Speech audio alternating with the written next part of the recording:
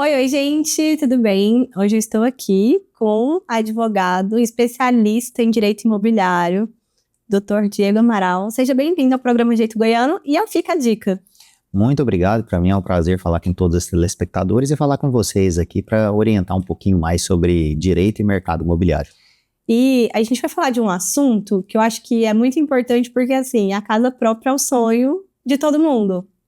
E isso acaba gerando muitas dúvidas quando a gente vai comprar uma casa, quando precisa ver um contrato ali, financiamento, Minha Casa Minha Vida. E hoje a gente vai esclarecer um pouquinho disso tudo para quem está em casa. Vamos lá? Vamos lá. Eu queria que o senhor começasse explicando para a gente. Eu vi que tiveram algumas mudanças no programa Minha Casa Minha Vida, ampliou a faixa de quem pode participar ali do programa. Eu queria que o senhor explicasse um pouquinho para a gente quem é que pode agora, casas até de qual valor que a gente pode comprar nessa nova faixa. Importante fazer só uma breve introdução. A Caixa Econômica Federal, e aí muitas vezes isso é seguido pelos demais bancos, principalmente privados, até por uma concorrência entre os bancos, o que é muito saudável para o consumidor. A maioria da população brasileira adquire um único imóvel na sua vida toda e por isso é um bem tão importante. Normalmente o bem mais valioso que nós adquirimos, enquanto cidadãos vinculando, né, essa casa própria. A Caixa Econômica Federal, todos os anos, ela libera linhas de créditos especiais. Então já é algo tradicional que os consumidores ficam ali aguardando.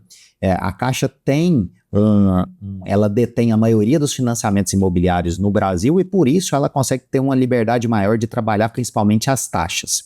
Nós temos basicamente dois tipos de financiamento pela Caixa Econômica Federal, que é o SFH, que é o Sistema Financeiro da Habitação, e o SFI, que é o Sistema Financeiro Imobiliário, de imóveis, né, vinculado realmente ao financiamento de imóveis.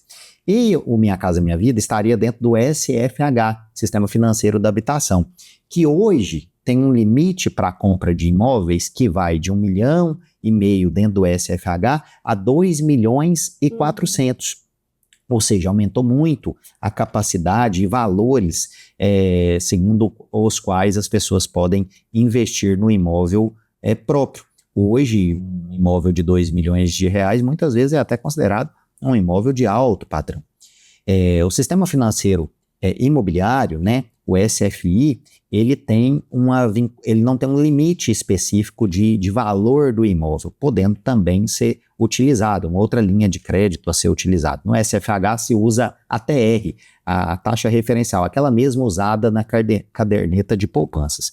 Agora, com essa atualização da Caixa Econômica, eu estou até com uma colinha aqui para poder dar informação de maneira correta. No SFH, a sua taxa vai diminuir de acordo com o seu relacionamento com o banco. Se é uma conta muito antiga, se os outros requisitos, como os pagamentos das parcelas estão em débito automático, entre outros serviços utilizados junto ao banco, você vai tendo uma redução de taxa. Por exemplo, sem relacionamento algum com o banco, vai ser uma taxa de 11,49% ao ano de taxa para financiamento pelo sistema SFH com a taxa referencial. A bonificação 1, que é o que eles chamam, 11,29% ao ano, bonificação 2, 11,19% ao ano, e a customizada, que é aquela das pessoas que têm maior relacionamento com o banco, será de 10,99% ao ano, o que representa uma taxa de menos de 1% ao mês. É uma taxa muito atrativa. Nós também temos essas vinculações para imóveis comerciais, onde as taxas serão maiores, tá? E também tem essa vinculação no SFI, onde elas vão variar de 12% ao ano sem relacionamento e podem chegar a 11,80% sem relacionamento. Bom, no sistema de financiamento imobiliário, são essas taxas de 12% a 11,80. Alguém pode pensar assim, nossa, Dr. Diego, mas é muito pequena a diferença, 0,20. Mas no todo... Quando a gente imagina um financiamento de R$1 milhão, R$1,5 milhão de reais, sendo realizado ao longo de 30 anos, 35 anos, nós temos aí uma economia em milhares de reais para essa pessoa que adere a esse programa, nesse caso da Caixa Econômica Federal, que começou a valer no último dia 23 de fevereiro. Foi quando começou a valer esses novos limites para o sistema, o SFH, que é o Sistema Financeiro de Habitação, e o Sistema de Financiamento Imobiliário, que é o SFI. A gente falou desse valor que o senhor até comentou, pode ser considerado até um imóvel de alto padrão. E aí, a gente tem ali, naquela faixa de 500 mil, o que muda? A taxa de juros, por exemplo, muda para esse empréstimo, para esse financiamento do Minha Casa Minha Vida, para esse de maior valor? Ou a taxa de juros é a mesma? Então, esse é um excelente ponto, porque o programa Minha Casa Minha Vida, com as suas expansões, desde quando surgiu, hoje ele vem cada vez mais agregando mais potencial de pessoas dentro do seu programa. E o programa Minha Casa Minha Vida, ele tem, em regra, uma taxa de juros pré-fixada, determinada. Então, ela independe, por exemplo, da Selic, que naturalmente vai ter um impacto nos outros tipos de financiamento. Hoje nós temos uma Selic a 15%, no Minha Casa Minha Vida não, o que é muito interessante para quem opta em fazer essa aquisição. No Minha Casa Minha Vida, nós temos hoje, vigorando, 4 faixas. E é bom dizer isso para o telespectador que está nos acompanhando. O faixa 1 é de quem tem uma renda até R$ 2.850 por mês, com um subsídio muito alto e taxas menores. O governo paga grande parte do seu imóvel para você. Isso é bem bacana. No faixa 2, vai de R$ 2.850 a R$ 4.700, com imóveis de até R$ 264 mil, de 264 mil a R$ 275 mil. No faixa 3, a renda é de R$ 4.700 a R$ 8.600. A gente começa a entrar, segundo o que estabelece o IBGE, enfim, nas avaliações, dentro de uma classe média, de uma remuneração de classe média. Então, a renda vai ser de R$ 4.700 a R$ 8.600, com imóveis até R$ 350 mil. E nós temos agora a faixa 4, o governo inclusive chamou de classe média, que a renda vai de R$ 8.600 a R$ 12 mil, podendo ser adquirido imóveis até R$ 500 mil dentro dos programas de incentivo e, naturalmente, de melhor subsídios da Caixa Econômica Federal. Ou seja, esse é o programa Minha Casa Minha Vida ativo hoje em dia. E como que a pessoa que está em casa faz para comprovar? Por exemplo, eu quero comprar um apartamento da faixa 4. A renda que vale ali da casa toda, de todo mundo que mora naquela casa, e, por exemplo, eu e meu marido.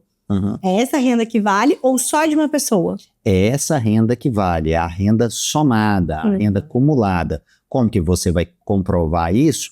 Junto à Caixa Econômica Federal, que é quem detém os financiamentos desse programa, aquilo que for solicitado pelo gerente, né? Então, em regra, imposto de renda, se há uma declaração, se não há o imposto de renda ali, o comprovante de recebimento, né, o olerite da pessoa assalariada, da pessoa que trabalha via CLT, e a comprovação de que aquelas pessoas residem na mesma residência, podendo ter o acúmulo de renda para a aquisição daquele imóvel. E aí, se for MEI, eu acho que é uma dúvida muito frequente também, eu sou autônomo, como é que eu faço para comprovar? Tem ali as declarações anuais que... As declarações anuais, as declarações da contabilidade, a própria movimentação bancária, e entra naquela questão do relacionamento com o banco que eu falava, que comprova ali o recebimento daquela pessoa mês a mês. E aí, a gente vai caminhando para o fim, mas eu queria que o senhor explicasse para quem está em casa quais são os pontos que a gente precisa observar ao comprar um imóvel, ali na hora de pegar o contrato, repassar, ver se está certinho, o que a gente precisa observar? Excelente pergunta, eu muitas vezes respondo isso em entrevistas ou em palestras no sentido de orientar realmente a população para aquilo que é tão importante nas suas vidas, que é a compra do imóvel próprio. Antes mesmo de chegar nessa fase do financiamento bancário, que a gente comentava aqui, das facilidades que o banco está dando hoje, é importante pesquisar sobre a construtora, entender se aquela obra realmente vai ser entregue, qual que é o histórico dessa construtora de entregas de produto, seja no Minha Casa Minha Vida ou não. Além de pesquisar sobre a construtora, é um trabalho de detetive, entre aspas, que a gente faz mesmo, dá uma olhada no Instagram da construtora, dá uma olhada no site da construtora. Reclame Aqui, né? Eu ia falar agora, no Reclame Aqui, e veja o número de reclamações para a qualidade daquelas construções que já foram entregues, ou eventualmente alguma obra que não tenha sido entregue, para que a pessoa não deixe o sonho da casa própria virar um pesadelo. Então, a pesquisa sobre a melhor empresa para se entregar a esse imóvel dos sonhos de determinada família é essencial para a realização desse negócio. Posteriormente, procure um advogado. Procure um advogado da sua confiança e de preferência especializado em direito e mercado imobiliário. Muitas vezes, o consumidor não vai ter a noção de que aquela parcela que está sendo cobrada dele realmente vai ser aquela parcela, porque ele precisa analisar que vai ter uma correção, seja uma correção pela TR, taxa referencial, ou qualquer outro índice. Num imóvel, por exemplo, saindo dessa esfera de financiamentos imobiliários direto, quando se compra um imóvel na planta, em regra, se corrige pelo INCC, Índice Nacional da Construção Civil. Depois de entregue, isso pode virar IGPM. O que isso repercute na sua parcela? Cabe dentro do seu bolso? Então, além disso, quais são as cláusulas para fins de rescisão contratual, caso haja esse interesse?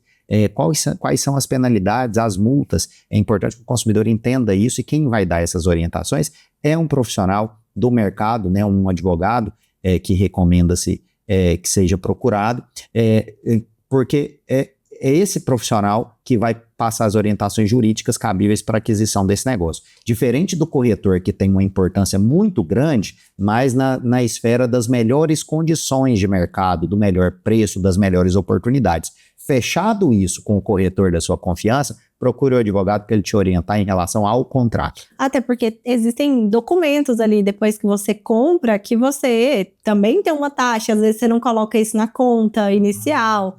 Por exemplo, a escritura, ela tem um valor. Escritura, registro, eventuais seguros que devem ser adquiridos junto com aquele financiamento. Então, existem algumas situações que precisam ser analisadas. E aí existe outro ponto que eu acho que a gente precisa falar, que é olhar no contrato e, assim, isso ficar bem claro. Por exemplo, a construtora não tem nenhuma reclamação ali de demora para entregar, mas pode acontecer dessa obra atrasar. Quanto tempo que a construtora pode demorar para entregar? Hoje a legislação específica da matéria fala que a construtora pode atrasar até 180 dias sem nenhuma penalidade em relação àquela obra que foi antecipadamente vinculada à entrega a uma data específica. Passados 180 dias, o consumidor poderá buscar a rescisão contratual por culpa da construtora, ou continuar com a espera do imóvel, buscando da construtora o pagamento de uma multa mês a mês, a cada mês de atraso em relação àquela data inicialmente prevista. Então é isso que estabelece. Tá certo, doutor. Muito obrigada e volte sempre aqui no programa Geis Goiano. Agradeço você, agradeço todo mundo que está nos acompanhando, e vamos falar mais sobre direito e mercado imobiliário, porque eu sei que é de curiosidade de toda a população. É isso, eu espero que vocês tenham gostado. Até a próxima. Tchau, tchau.